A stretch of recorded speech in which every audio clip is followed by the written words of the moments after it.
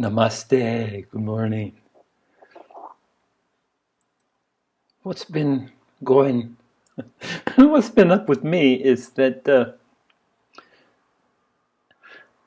I've been really thinking about limits and limitless, and the universe, the essence, the love, the compassion, the constant, the be-all to end-all is awareness, is all that there is. And within that, today's topic is about limitless. Obviously, if it's everything, it doesn't have limits. Yet we put limits. We want to be awakened. But really it gets down to who's the we? And it's not something that you get, it's something that is intrinsic, something that you own, something that's your birthright, something, the only thing that you are is everything and everyone, the universal. That's the constant. That's the limitless. So let's see how we can go. Today I want to talk about self-imposed limitations. And that's the separation and division that our ego nurtures, creates, supports, nurtures, and tries for its best to sustain. But you can't sustain the unsustainable. And what's in one unstable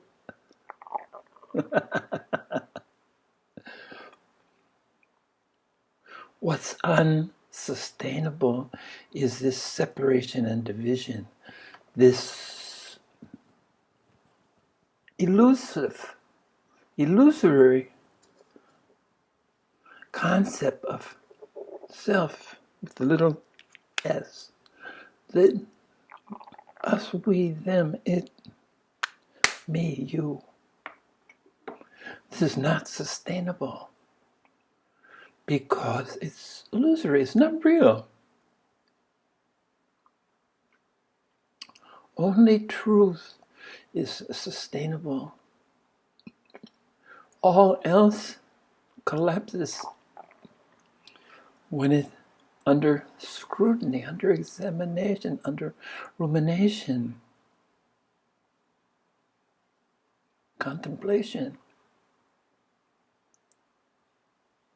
I talk a lot about human beings. We're human beings. We're not human doings. And no one really gets it. And that's the lot of life. You have to accept that once you have awoken to once you remember the forgotten, once you recognize that only wholeness and unity, that's all there is. So it's hard to get this, but really a nice way of saying awakening is not being a doer. We're really misnamed in the way that we perceive ourselves. We're human doings because we talk about accomplishments, possessions, titles, goals. Doing. Just do it. Has become Nike, got hit on the head. That's become pretty much the catchphrase of our time right now. So waking, again, I repeat, is not being a doer. See, not being instead of just being. Human being. Become a human being. And it's only when you come to terms with the hollowness, the illusion, the maya of human doings. In the grand scheme of things, what we do has negligible benefit, negligible sustainability.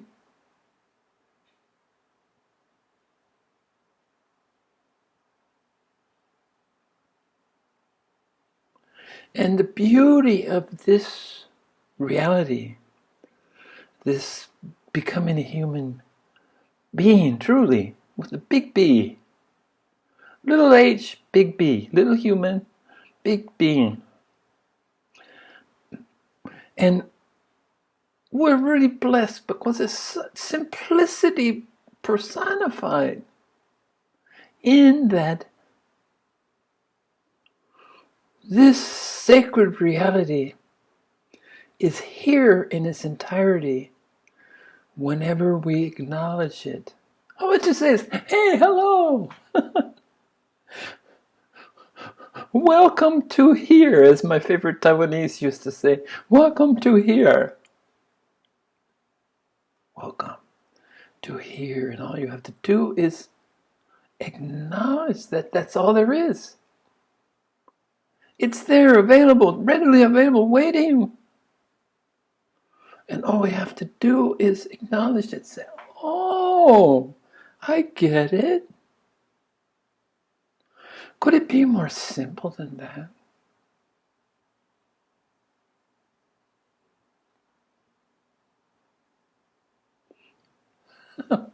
And a test of reality, okay? Here's a test of reality.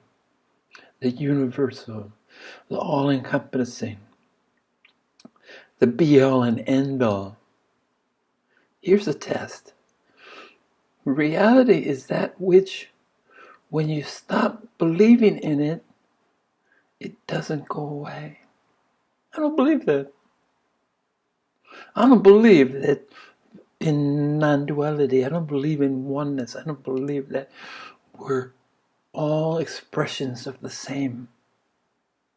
The sameness, this idea of an individual, the ego.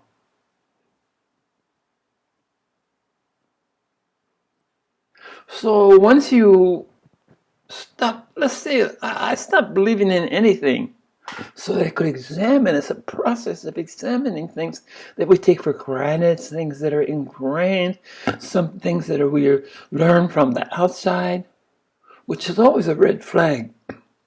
Even me speaking to you, this is from the outside. Everything that you hear, see, feel, think, perceive from the outside has to be encompassed within, brought within, where it's evaluated, where it's eliminated, if it need be, when the falsity, it doesn't hold up to self-scrutiny.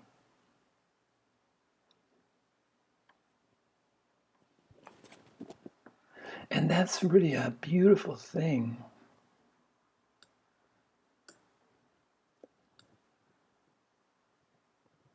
Sorry, I'm just doing a little bit. I've got some things. I've got some notes to myself today because I had some things that I thought were quite useful. So I'm fooling around trying to get it big enough. I should have set the print big enough so that I can read it. Okay.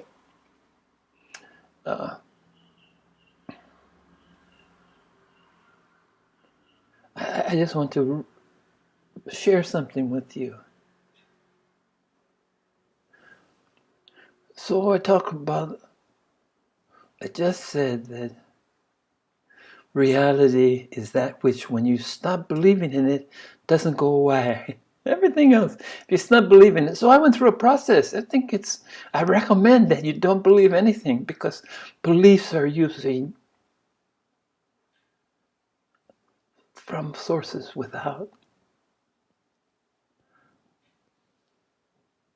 So people feel that somehow they have to achieve something. They have to be awakened. They have to enlighten. They have to achieve something that's beyond what they are. But let's get real right here. There's no getting away from itself in order to get back to itself. One doesn't escape itself to get back to itself. There is only consciousness and nothing else. Nothing was lost. You don't lose yourself. This is the ego. Nothing is lost because it's not real. It's an illusion. There is only consciousness and nothing else, repeating itself. Consciousness created the universe and multiple points of view, i.e., character, bodies. These multiple points of view, at the same time that consciousness created the universe, it allowed us this freedom, this challenge, this opportunity to have multiple points of view. This is individualization. And they're here. We're given this to experience and play within the universe created. So if you look at all this thing, this madness and all this crazy things that we're doing, if you reduce it to what it truly was intended to be, it's just playing. We're playing grown-up. We're playing house. We're playing to be separate and divided. We're just a game. We're playing at it. And it was a gift. And we should take it in a playful state. This is where it's so important not to take yourself so seriously. That's where real humor begins. Self-deprecation. When you look at yourself and you say, wow, what a funny creature I am. And it's a source of endless mirth for me to examine, to see this false illusion that I take so seriously. And one of the hardest things for me has always been to play. I was grown up seriously, and it's really hard. And this has come home when I have a cat with my cats, and it's really, really hard for me to play with them because I just never played and I never learned the value. But now I had to go through a process, and this really helped, that all this stuff, it's just a game. We're just playing at it. So that should help straighten my shoulder. That feels good. That should help take a load off.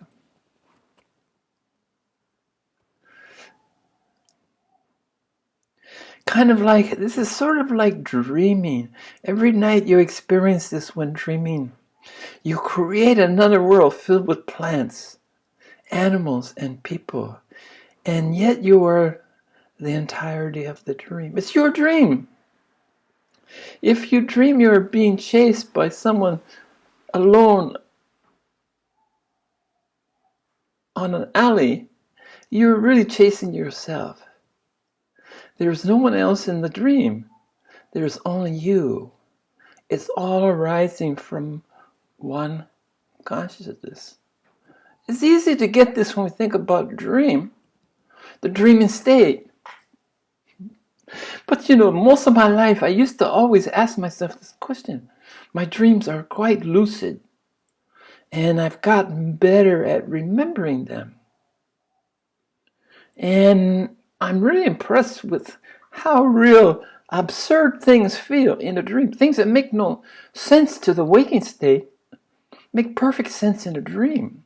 And when you try to reconstruct them in a conscious state, it becomes quite amusing. Now I want you to take that amusement to real life.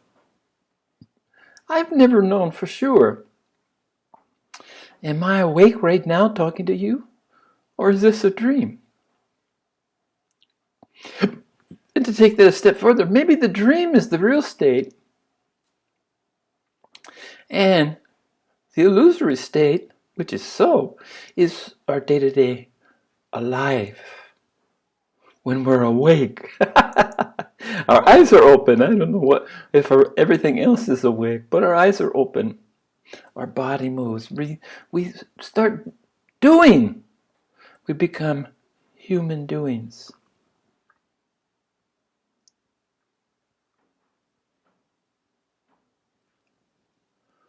And this question is, when we go to sleep, why don't we just not, what's the purpose of dreams? Why dream instead of just remaining in a deep, dreamless sleep? It's because we want to experience. We want to play. We're given an opportunity to play in our sleep that we might not value or recognize, or even, in my case, even are able to do. But in your dream, the dreaming states, in your sleep, you don't lose yourself because you are still there. Something's dreaming. And this dream is a dream. It's entertaining. I maintain this in my best work. Going to outer dimensions, traveling. Some of my best work is done in a sleeping state. And some of my deepest sources of knowledge come from mind traveling. And to a lesser extent, daydreaming.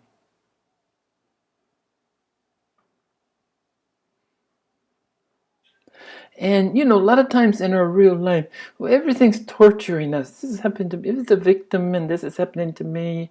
But in this dream state, you don't feel this sense of torturing yourself. Because the torture is trying to get back to yourself. Yourself. That's all there is in a dream. And actually, that's all there is in a wake. But we torture ourselves in the search to get back to ourself, our true self, our higher self. So I come back again and say the third time, there is nothing, there's only consciousness, nothing else. So what do we take away from all of that? Let's begin to look at our human doing as another dream that it's very easy to accept the dreaming state when you're in your bed, you're asleep. You wake up and say, oh, that was just a dream. Well, awakening process is exactly the same thing. When you become aware that the separation and division is nothing but a dream, all this human doing crap is nothing but a dream. So this is something to work on. It's so easy for all of us to just dismiss the dream from a sleeping state. And what I'm asking you is that you learn to equally easily dismiss the human doing state. The human doing of accomplishments, of awards, of separation, of rewards, of jealousy and hatred, and all of the things that seem so real.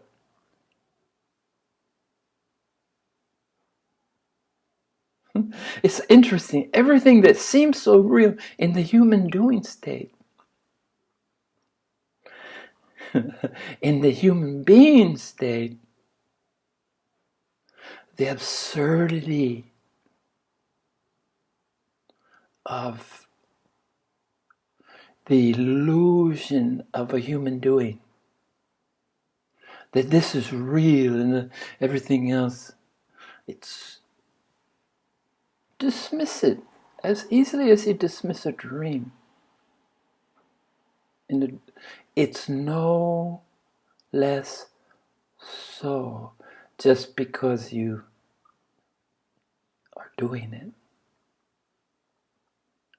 When your being is so obvious. So remember, there's nothing to do, there's nowhere to go. I love to use journey and step by step, and it's just it's trying to overcome the limitations of expressing the unexpressible, explaining the unexplainable.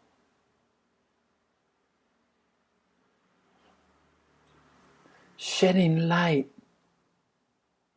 in the darkness. So journey. It's a journey to, as I love to say, the journey to nowhere. And if you look at nowhere, you separate the word a little differently. Now here. It's the journey to now here, which ironically we can't escape. That's all that there is. We're in this constant state of wholeness. We live in a universe that provides nothing but joy. And we have to learn to become full of joy by accepting our birthright, by noticing the truth, becoming aware of awareness, to understand that there's nothing to fear, because this existence is infinite, infinitely long, infinitely growing, expanding, spiral. I love spiral because, and so much in science is backing spiral. And the universes are spiraling around universes. Galaxies are spiraling around galaxies. I mean, if you go to the macro, the large, it's mind-blowing. But interesting, the micro, the small, is equally astonishing. The deeper you go into smallness, the more that you understand the wholeness. The more you go into the macro, the larger. It's equally so. So inward, go small, go large. Do both is what I recommend. And the interesting thing is this illusory separation, division, is not sustainable, is revealed in its falseness simply by grand thinking, or the opposite, the thinking the small, micro and macro. Our tenuous grasp, our ego is our trickster, our tenuous grasp on this separation and division will not withstand the scrutiny of macro, the large, or the scrutiny of micro, the small. And it's interesting, the bigger you go, the smaller you go, you end up in the same place. Now, what does that tell you? To me, it tells me that that's all there is. And how could it be otherwise? If I went large all the time, macro, expanding, and I found a different truth than if I went within and contracting. If I found a different truth, well, that would upset the apple cart. But the interesting thing is, because it can't be any other way, there's only one truth. And the truth is the allness, the wholeness.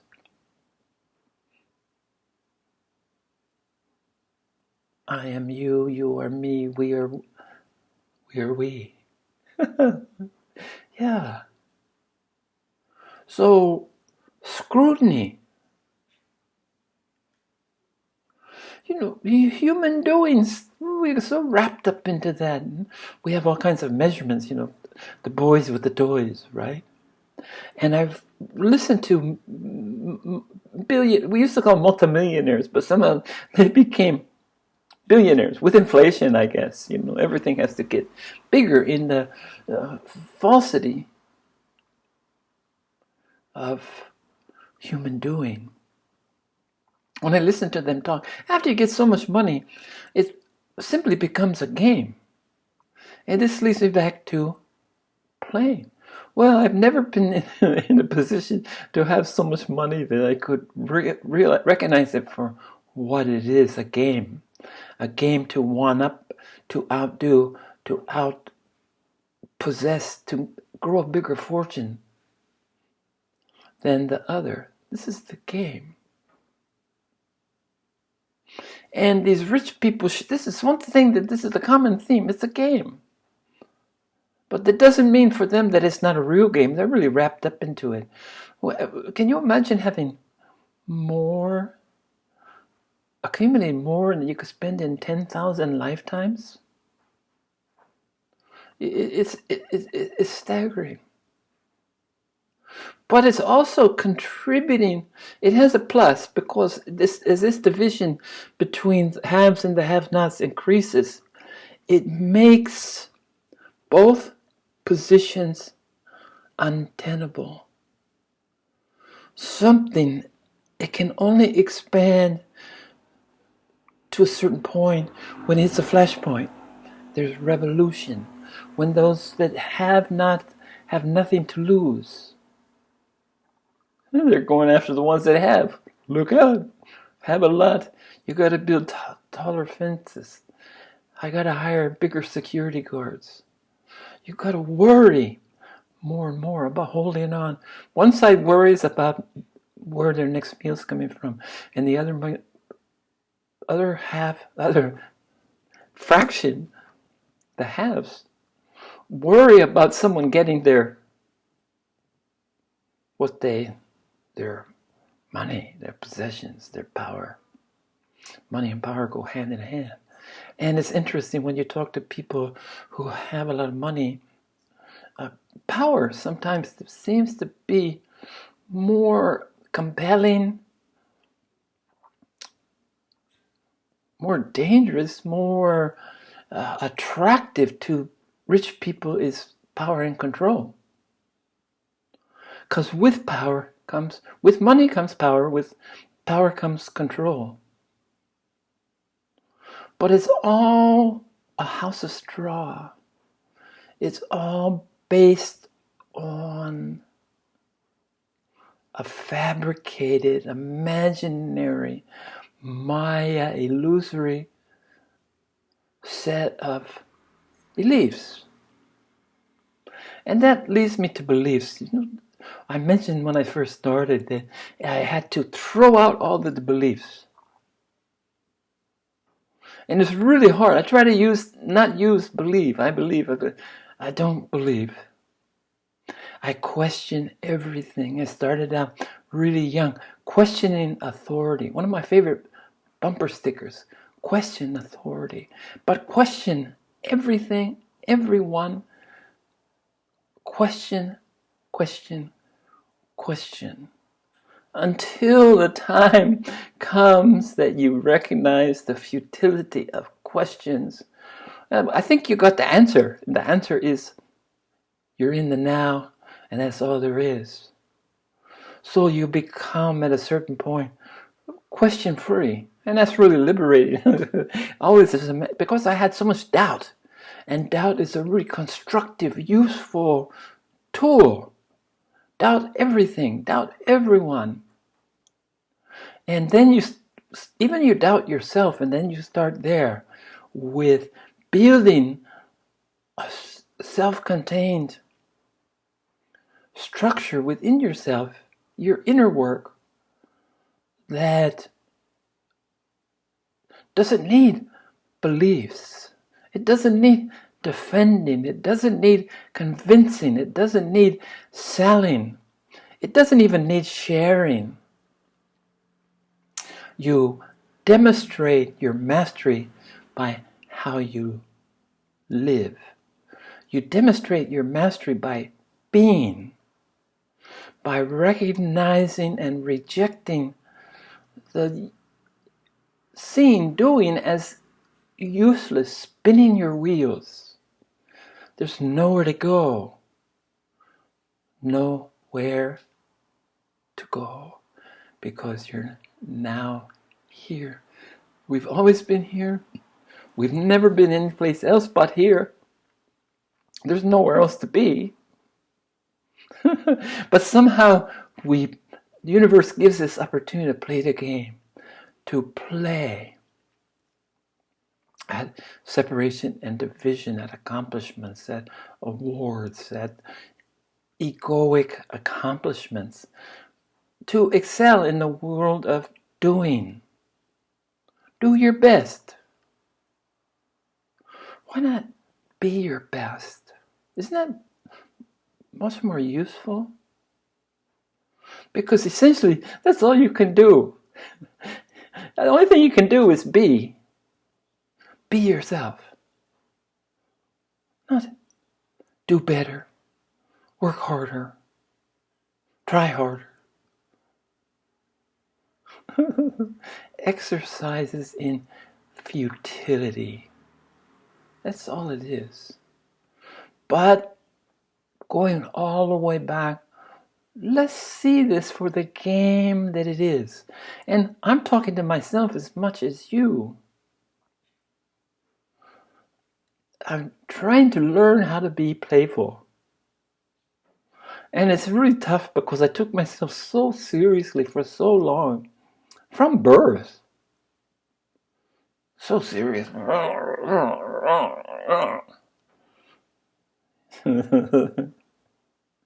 Only to discover the irony, the humor in this seriousness. I'm so serious. And to learn to laugh, to learn that it's simple. Just be. Recognize that you have to do so-called do things to provide yourself with an environment that you can just be. But if truth be said, we could go out on the street.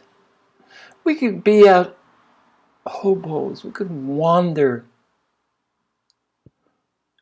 and just be. And when you just be, you can only be all right, okay. The universe will provide. It's only our fears of shortage that keeps us trapped.